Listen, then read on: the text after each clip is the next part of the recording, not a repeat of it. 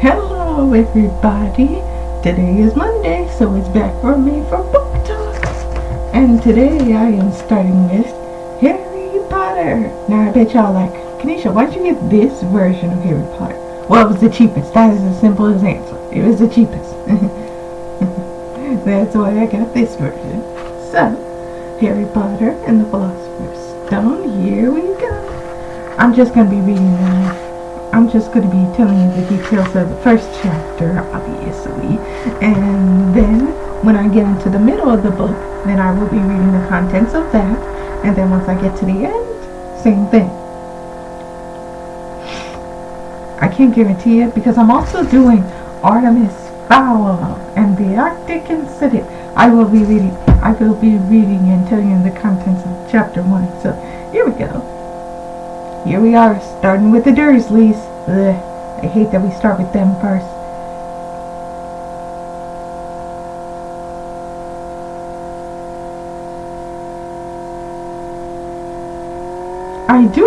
Let me also point out something. I do appreciate that we are getting so many updates about the Harry Potter series that is coming out. And let me tell you, well, not coming out like soon, more 2 years we still have before we officially get it, but still I am glad that they are showing so many updates and proving this is how dedicated we are to making the TV series seem more like the books than the movies do.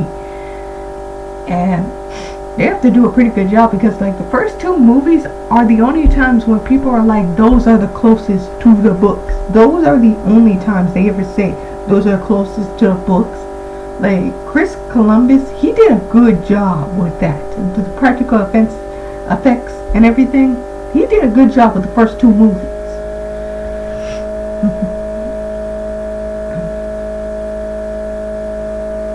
And also they're doing really good with how the characters are supposed to look. Like book brought to screen, I gotta be honest, many of the movies they changed a few things and they didn't exactly look like how they're described in the books.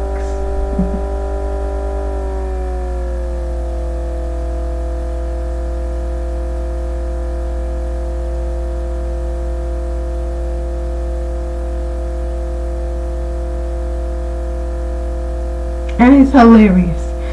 They had, like, freaking Petunia has not seen Lily in several years because she had nothing to do with Lily. Because you see, if y'all have never read the books, y'all won't know that Petunia was actually jealous of Lily because she had all these magical powers and she got to go to a magical school where Petunia was just plain ordinary.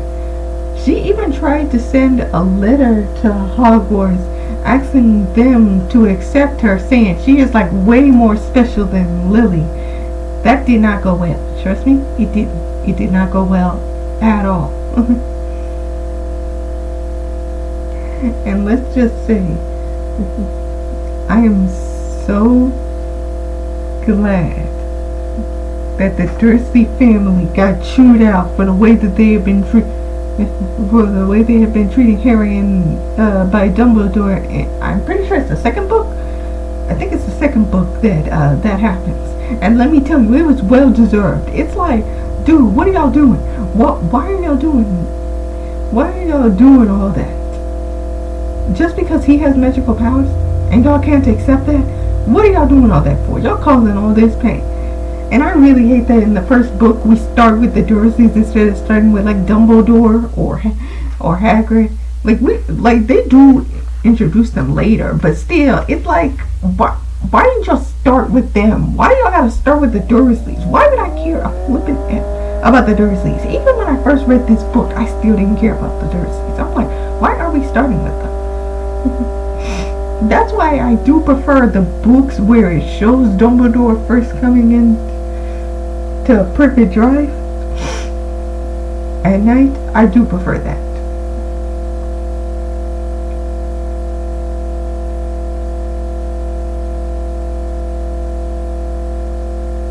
And they are really making the Dursleys out to be the most boring, mundane family you have ever done seen. Like they even say that Mr. Dursley is wearing the most freaking boring tie.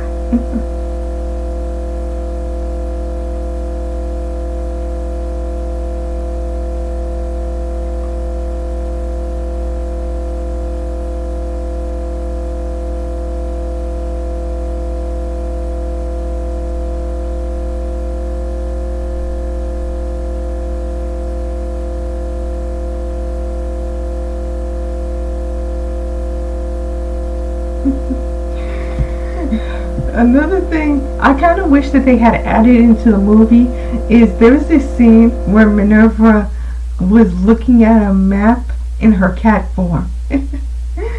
That would have been funny, like in a flashback kind of form, though.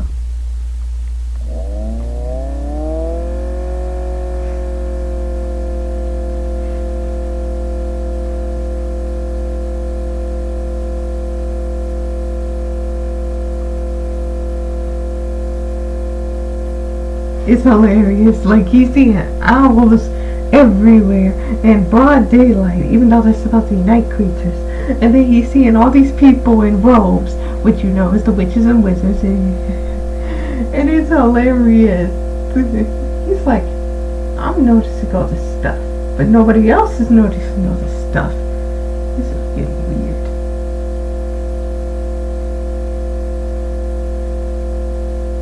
And then he hears about all the witches and wizards gossiping about Harry Potter living and him getting rid of the dark orb, even though he didn't know how he did it.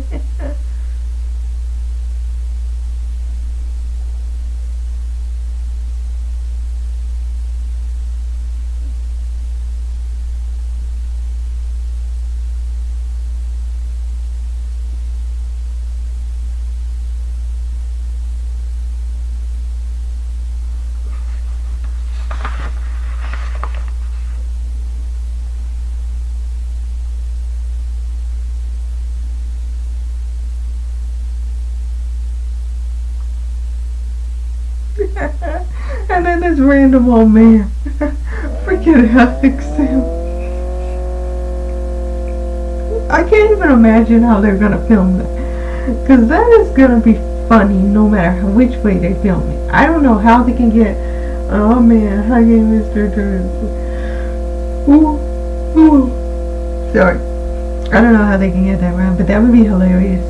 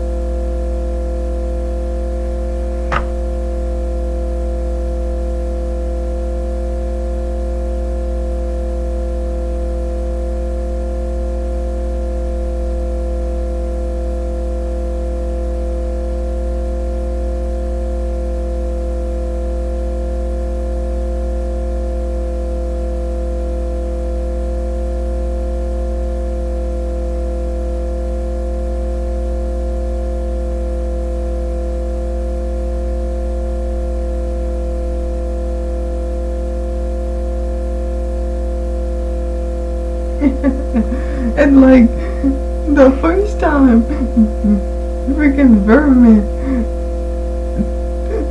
tells Petunia about these odd things happening, he freaking asks Petunia about it, and Petunia is as bitter as ever about the whole entire situation, even though she hasn't seen her sister in years. But at least she remembers her nephew's name. I'm not giving her any credit for that. I'm just saying I'm surprised.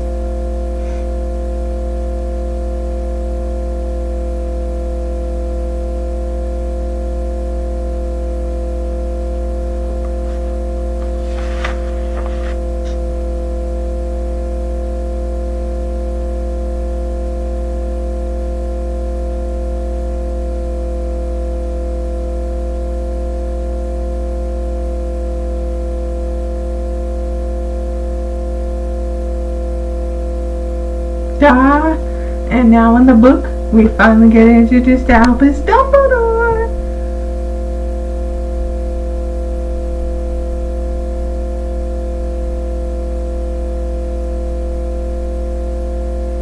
And now, Minerva McGonagall is appearing before him.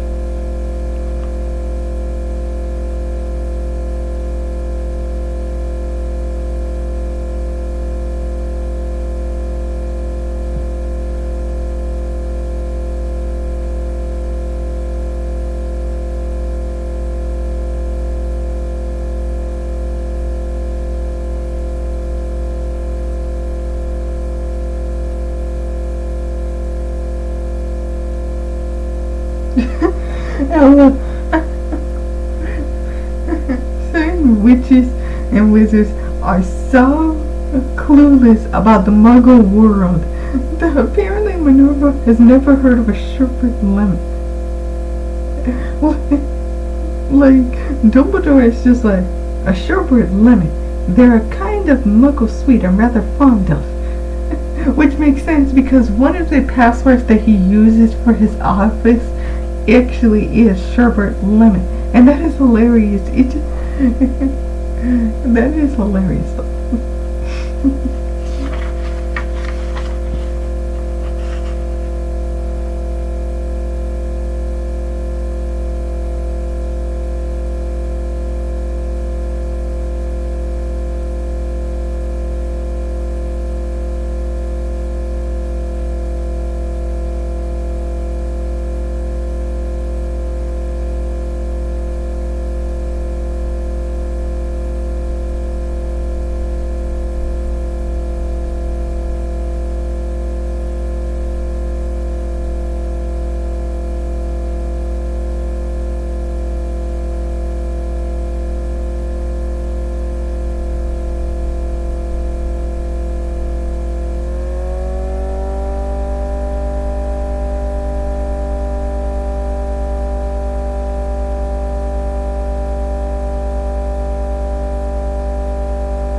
And I just love how much talkative Minerva is about this whole entire situation.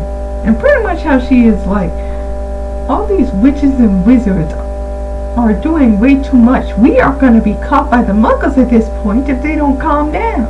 Because all of them are like throwing fireworks, summoning shooting stars and all that stuff because they are happy that Voldemort is finally gone. For now.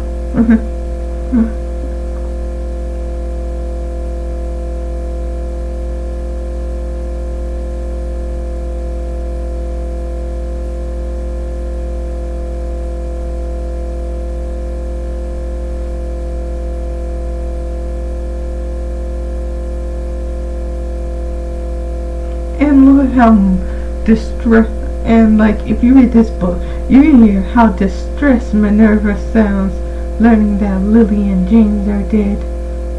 Such a shame. I mean, seriously. They, like, from what I have read and also watched on the show, they do describe Lily and James as good students. Like, James is powerful, even if he was a bully back then. And Lily was an exceptional student for a Muggle war. Just kind of similar to Hermione. Except where Hermione has such a stuck-up attitude, Lily was the kindest heart you could ever meet. Like, seriously, she was so kind.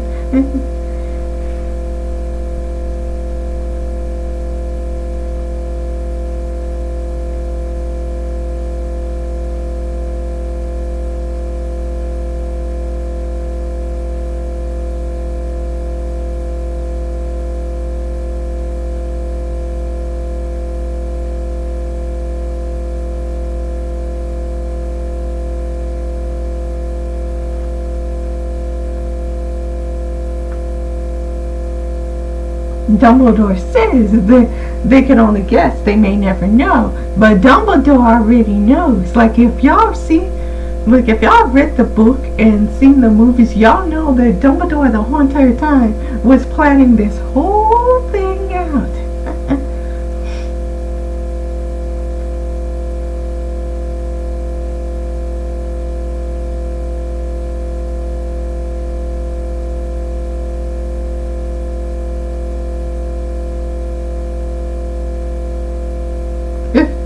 I do love the Minerva is immediately like, you kidnapped me. You really want him to live with this awful family. I have watched them. They are the most deplorable, despicable, selfish, self-absorbed muggles I have ever met. That's not really what she says. Here's what the actual words. Dumbledore, you can't. I've been watching them all day. You couldn't find two people who are less like us. And they've got this son. I've seen him kicking his mother all the way up the street, screaming for sweets. Harry Potter, come and live here? It's the best for him, said Dumbledore fervently. His aunt and uncle will be able to explain things to him when he's older. I've written a letter. A letter, repeated Professor McGonagall faintly, sitting back down on the wall. Really, Dumbledore? You think you can explain all this in a letter? These people will never understand him. He'll be famous, a legend. I wouldn't be surprised if today was known as Harry Potter Day in the future. There will be books written about Harry. Every child in the world will know his name. Exactly, said Dumbledore, looking very seriously of his half-moon glasses. It would be enough to turn any boy's head. Famous before he can walk and talk. Famous for something he won't even remember. Can't you see how much better off he'll be growing up away from all that until he is ready to take it? McGonagall opened her mouth, changed her mind slowly, and then said, yes, you're right, of course. But how is the boy getting him, Dumbledore? I do love that certain parts of the movie are taken from the book. Like, listen to this part. You think I'm wise to trust Hagrid with something as important to this? I would trust Hagrid with life.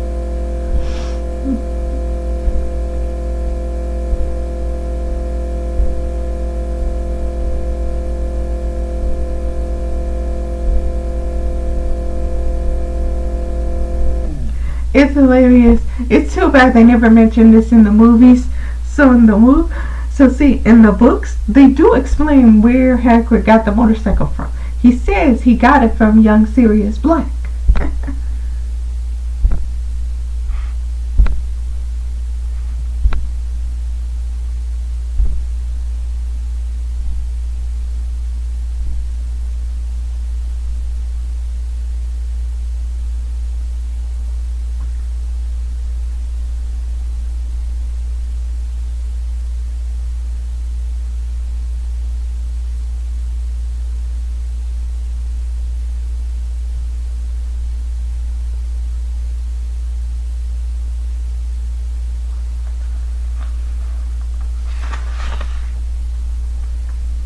Well, Hagrid dropped off Harry.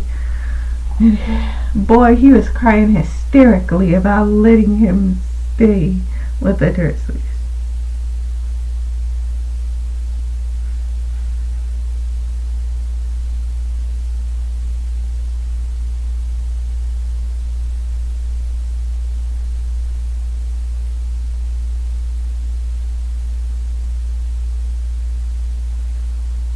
And now, Vernon and Petunia know about him.